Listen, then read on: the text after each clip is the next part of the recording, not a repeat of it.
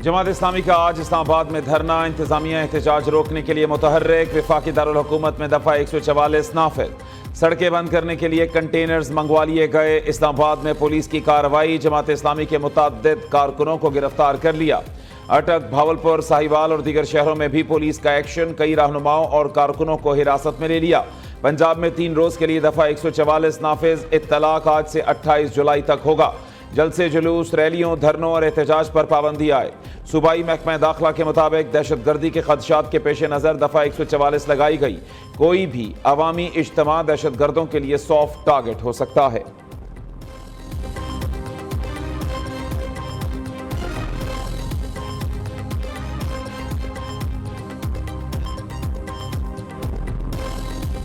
अब आटे पे और चीनी पे और दाल पे और चावल पे और घी पे और हत्ता के बच्चों के दूध पे भी टैक्स लगा दिया है। अब लोग कैसे गुजारा करें और कहां जाएं? ये हुकूमत तालीम से उसने अपने आप को बरी जिम्मा कर लिया है। हुकूमत की जिम्मेदारी है कि हमारे बच्चों को फ्री और क्वालिटी एजुकेशन मिले। जब ये बुनियादी 4 चीजें नहीं दे सकते तो फिर हम पर टैक्स क्यों लगाते हो, और जब टैक्स लगाते हो तो ये जुल्म क्यों करते हो? और अगर इन्होंने इस्लामाबाद से हमें दाखिल होने से रोका तो अव्वल तो ये रोक नहीं सकेंगे और दूसरा फिर इस तहरीक को भी नहीं दबा सकेंगे और ये पूरे पाकिस्तान में फैलेगी।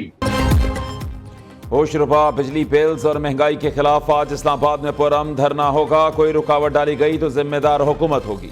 हाफिज नईमुर रहमान का अल्टीमेटम। अमीर जमात इस्लामी ने गुजरांवाला में प्रेस कॉन्फ्रेंस करते हुए कहा, अवाम को IPPs के जुल्म से निकालना चाहते हैं। पाकिस्तान के लोग इस जालिम हुकूमत को नहीं मानते। हुक्मरानों ने अवाम पर टैक्स लगाए लेकिन क्या अपनी मरात कम की?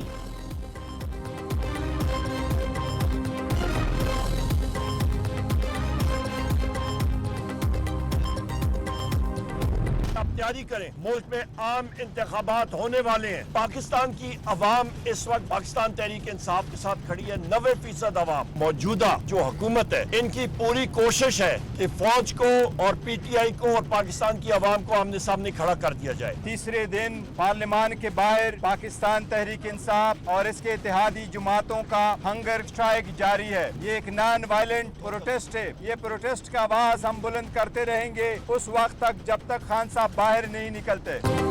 तहरीक इंसाफ का आज मुल्क भर में पुरअमन एहतजाज का ऐलान। कौम नए इलेक्शन की तैयारी करे। ऑपोजिशन लीडर उमर अयूब का दावा, कहा PTI पाकिस्तान की सबसे बड़ी जमात, 90% अवाम हमारे साथ हैं। मौजूदा हुकूमत अवाम और फौज को आमने सामने लाना चाहती है। बैरिस्टर गौहर कहते हैं, हमने मुल्क भर से अपने अरकान असम्बली की तस्दीक कर ली। एक बार फिर चारों ऐवानों में पार्लिमानी पार्टी बनकर उभरेंगे। असद कैसर ने वीडियो पैगाम में कहा कि इंशाअल्लाह ये जंग कानूनी और अवामी अदालत में जीतेंगे।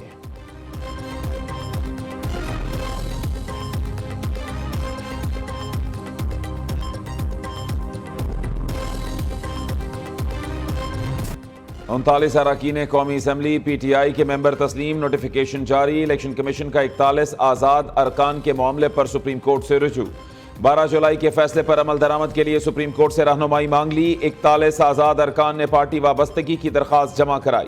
अरकान ने लिखा कि वाबस्तगी तहरीक इंसाफ कन्फर्म करेगी। इलेक्शन कमीशन रिकॉर्ड में PTI का कोई पार्टी स्ट्रक्चर नहीं।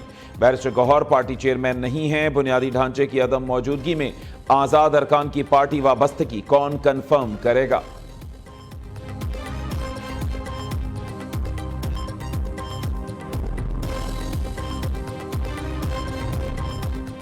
नौ मई के 12 मुकदमात। बानी PTI का जिस्मानी रिमांड कल अदम करार। लाहौर हाई कोर्ट के 2 रुकनी बेंच ने महफूज फैसला सुना दिया। बानी चेयरमैन की वीडियो लिंक पर हाजिरी का हुकूमती नोटिफिकेशन भी मनसूख कर दिया। प्रोसिक्यूटर जनरल ने मौक़िफ़ इख्तियार किया, जिन मोबाइल से ट्वीट व्हाट्सएप किए उनकी बरामदगी तफ्तीश के बगैर मुमकिन नहीं। मुल्जिम ने फोटोग्रामेटिक टेस्ट कराने से भी इनकार किया है। जस्टिस तारिक सलीम शेख ने रिमार्क्स दिए, अगर दरख्वास्त गुजार कोई टेस्ट नहीं कराता तो उसके नताइज वो खुद भुगतेगा।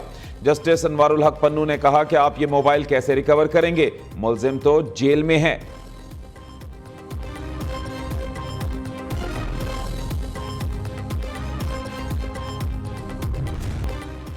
खैर पख्तूनख्वा हुकूमत का दहशतगर्दों के खिलाफ बिला तफरीक कार्रवाई का फैसला। वज़ीर आला अली अमीन गंडापुर की ज़ेर सदारत अपेक्स कमेटी की बन्नू जिरगे के मुतालबात पर अमल दरामद की यकीन दहानी। پولیس کو ہر غیر سرکاری مسلح شخص کے خلاف کارروائی کا اختیار دے دیا۔ پولیس صوبے میں مسلح گروہوں کے دفاتر کے خلاف ایکشن لینے کی مجاز۔ عسکری حکام نے صوبے میں کسی بھی آپریشن کے تاثر کی نفی کی۔ پولیس اور سی ٹی ڈی مقامی دہشت گرد عناصر کے خلاف کارروائی کرے گی۔ ایپیکس کمیٹی اجلاس کا اعلامیہ جاری۔ صوبائی کابینہ کے اراکین، کور کمانڈر پشاور، آئی جی، چیف سیکرٹری اور جرگے کے 5 ممبران نے شرکت کی۔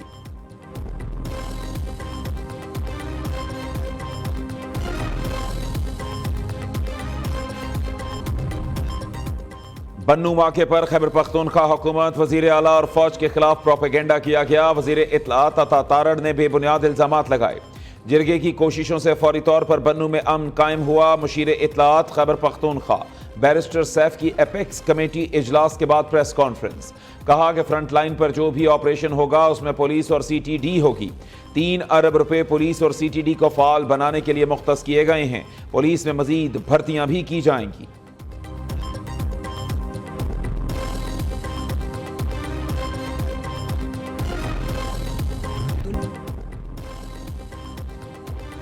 بجلی کے بل عوام کے لیے بڑی مشکل بن گئے۔ لوگوں کی تنخواہ کا ایک بڑا حصہ بجلی بلز کی مد میں چلا جاتا ہے۔ نہیں پتا پنجاب کی کتنی آبادی کس سوشو اکنامک کیٹیگری میں آتی ہے۔ درست ڈیٹا حکومت کے پاس آتے ہی حقدار کو ریلیف دیا جائے گا۔ وزیر اعلیٰ پنجاب کا سوشو اکنامک رجسٹری منصوبے کی افتتاحی تقریب سے خطاب۔ مریم نواز نے کہا کہ ڈیٹا اکٹھا کر کے اپنا گھر اسکیم کا آغاز کرنے جا رہے ہیں۔ خواہش ہے ٹیکس پیئر کا پیسہ ضائع نہ ہو۔ وزیر اعلیٰ کا خواتین ڈرائیورز اور رائڈرز کا تحفظ یقینی بنانے کے لیے اہم اقدام۔ ویمن سیفٹی ایپ کو آن لائن ٹیکسی سروس کے ساتھ منسلک کرنے پر اتفاق۔ مریم نواز سے چائلڈ لائف فاؤنڈیشن کے وفد کی ملاقات۔ وزیر اعلیٰ پنجاب نے کہا کہ بچوں کے بہترین علاج کے لیے اقدامات کر رہے ہیں۔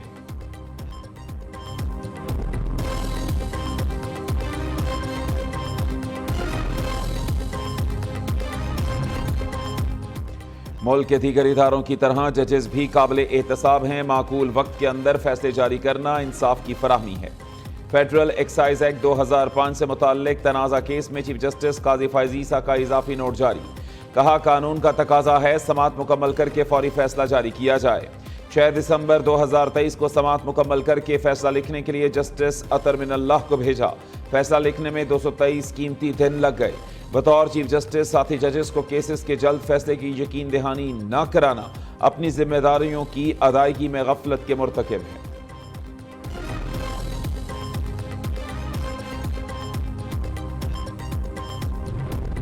سپریم کورٹ میں ارشد شریف قتل از خود نوٹس کیس سماعت کے لیے مقرر۔ جسٹس منصور علی شاہ کی سربراہی میں 3 رکنی بینچ 29 جولائی کو سماعت کرے گا۔ سپریم کورٹ نے 2022 میں ارشد شریف قتل کی شفاف تحقیقات کے لیے از خود نوٹس لیا تھا۔ دوسری جانب اسکاٹ لینڈ یارڈ نے نواز شریف، مریم نواز اور دیگر کے خلاف تفتیش ختم کر دی۔ حکام کے مطابق الزام لگانے والے تسنیم حیدر، شریف فیملی اور دیگر کے خلاف ثبوت پیش کرنے میں ناکام رہے۔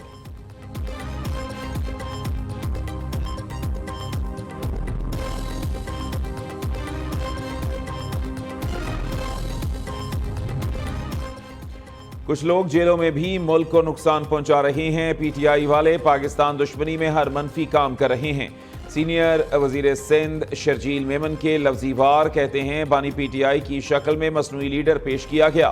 9 مئی کو عوام نے دیکھا کیسے قومی املاک پر حملہ کیا گیا، شہداء کی یادگاروں کی بے حرمتی کی گئی۔ آپ دہشت گرد جماعت نہیں تو زمان پاک گھر سے پیٹرول بم کون پھینکتا رہا؟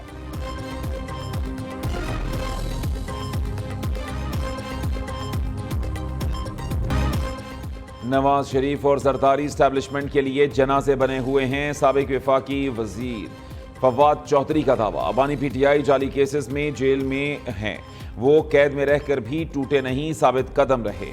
ان کے بغیر سیاست ادھوری ہے، تلخیاں ختم ہوئیں تو بانی چیئرمین کا رویہ بھی تبدیل ہو جائے گا۔ فواد چودھری کی پروگرام نیوز ٹاک میں گفتگو، کہتے ہیں عمر ایوب کے علاوہ پارٹی میں کوئی سیاستدان نہیں، پی ٹی آئی اللہ توکل چل رہی ہے، کوئی چلا نہیں رہا۔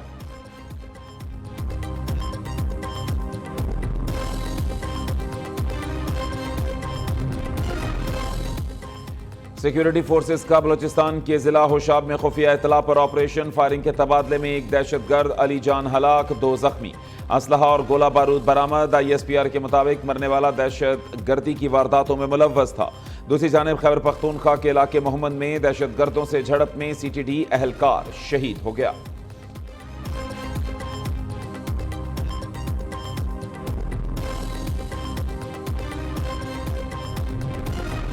पेरिस ओलंपिक्स की रंगारंग इफ्तिताही तकरीब का मेला आज सजेगा। तारीख में पहली बार तकरीब स्टेडियम से बाहर मुनक्कद की जाएगी।